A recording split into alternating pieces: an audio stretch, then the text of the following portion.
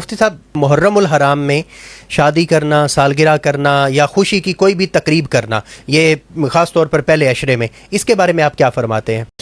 اگر آپ کا کوئی فنکشن تیار ہے، بالکل بچے کی شادی ہو رہی ہے، بچی کی شادی ہو رہی ہے،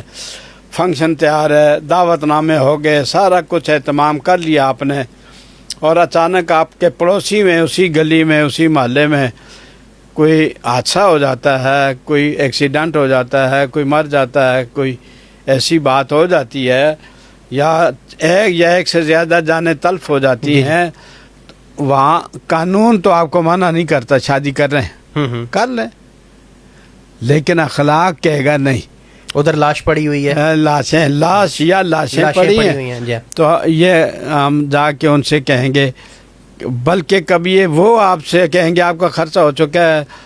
پروگرام ہو چکا ہے، تو لہذا آپ کر لیں۔ اور ہر سال یہ ہوتا ہے مفتی صاحب کہ ہمارا بھی وہ دن آئے نا جس میں خاص کوئی حادثہ ہوا ہو، تو اس دن ہم کوئی خوشی کا پروگرام نہیں کر پاتے۔ نہیں کہ تو بھئی میرا پیو مریا سی تو میں آج شادی کرتے ہیں اپنے بچے کی، کوئی عقل کی بات ہے؟ یہاں ہمارے علم میں ہے، بعض علماء کے لانے والوں نے اپنے بچیوں کی شادی کی 10 محرم کو ہر سال 10 محرم کو، اللہ کی مہربانی سے ساری اجڑ کے بیٹھی ہوئی ہیں۔ اللہ غیور ہے نا، بالکل اللہ غیور ہے کہ میرے نبی کو تم ایذا دے رہے ہو، مقابلہ مجھ سے کر رہے ہو، کرو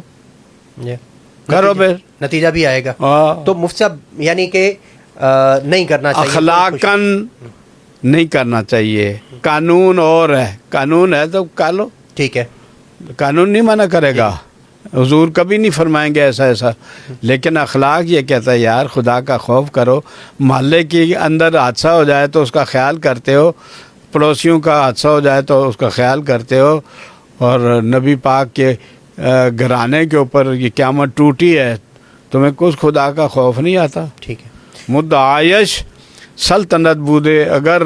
علامہ کہتے ہیں کہ تم ظالموں کہتے ہو سلطنت لینے کے لیے گئے تھے، مدعایش سلطنت بودے اگر باچنی سامان کہہ کر دے سفر،